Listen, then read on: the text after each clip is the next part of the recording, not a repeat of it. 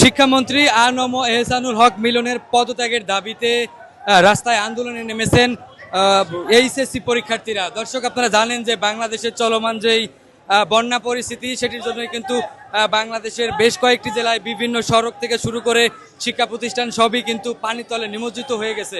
এবং সেই অবস্থা থেকেই শিক্ষামন্ত্রী আ.ন.ম এহসানুল হক মিলন তিনি কিন্তু সিদ্ধান্ত জানিয়ে দিয়েছিলেন যে শুধুমাত্র চট্টগ্রাম বাদে বাংলাদেশের সকল জেলায় এইচএসসি পরীক্ষা অনুষ্ঠিত হবে।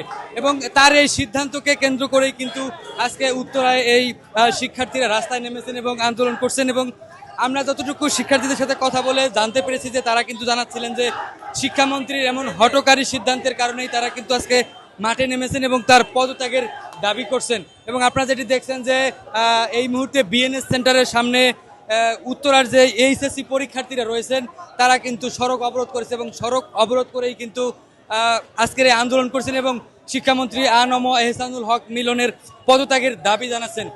এই মুহূর্তে আমরা যেটি দেখছি যে তারা যখন রাস্তায় অবরোধ করছে, ঠিক পাশেই কিন্তু শত শত যানবাহন আটকে আছে। এবং আমরা যেটি দেখছি যে শিক্ষার্থীরা এই মুহূর্তে শিক্ষামন্ত্রী আ.ন.ম এহসানুল হক মিলনের পদত্যাগের দাবিতে রাস্তায় দাঁড়িয়েছে। আমরা একজন শিক্ষার্থীদের সাথে কথা বলবো এবং জানতে চাইবো আজকের তাদের দাবিগুলো সম্পর্কে। তো আমাদের জীবন যদি একটা কিছু হয়ে যায় সেটার মানে কে নেবে, ভার কে নেবে? আচ্ছা আচ্ছা, শিক্ষামন্ত্রী মিলন সাহেব আমাদেরকে বলেছে আমাদেরকে আমেরিকান স্টাইলে পড়ালেখা করার, তাহলে উনার মেয়েকে কেন অ্যাব্রোডে পড়ালেখা করায়? উনার মেয়েকে বলেন বাংলাদেশে পড়ালেখা করতে, কেন অ্যাব্রোডে? কেন? আর 2026 সালে এত অনিয়ম কেন?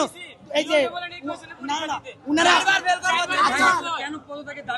কেন পদত্যাগ, উনারা শিক্ষামন্ত্রী ফেব্রুয়ারি নির্বাচনের পরে শিক্ষামন্ত্রী আসছে, তারপরে উনি কতদিন দেখছেন যে পড়ালেখা নিয়ে কাজ করছে, সব দিকে দেখি আমরা পরীক্ষা নিয়ে কাজ করে। কেন কেন 2026 আমরা এই যে আমাদের ফিজিক্স এন্ড অ্যাকাউন্টিং পরীক্ষার আগে একদিন কেন বন্ধ দেয়, আর ব্যবসায়ী সংগঠন পরীক্ষার আগে 10 দিন তো বন্ধের আমাদের কোনো প্রয়োজনই নেই।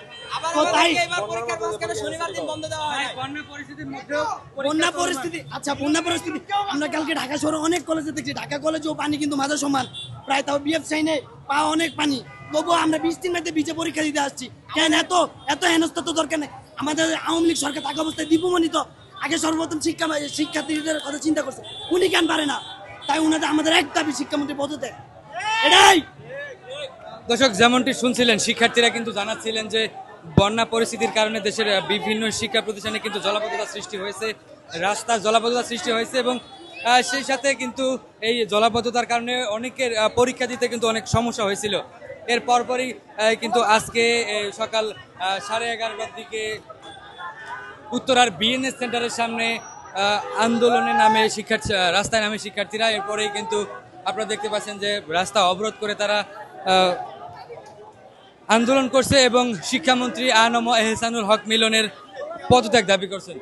দর্শক, রাজধানীর উত্তরার বিএনএস সেন্টার থেকে এই ছিল আমার কাছে সর্বশেষ তথ্য।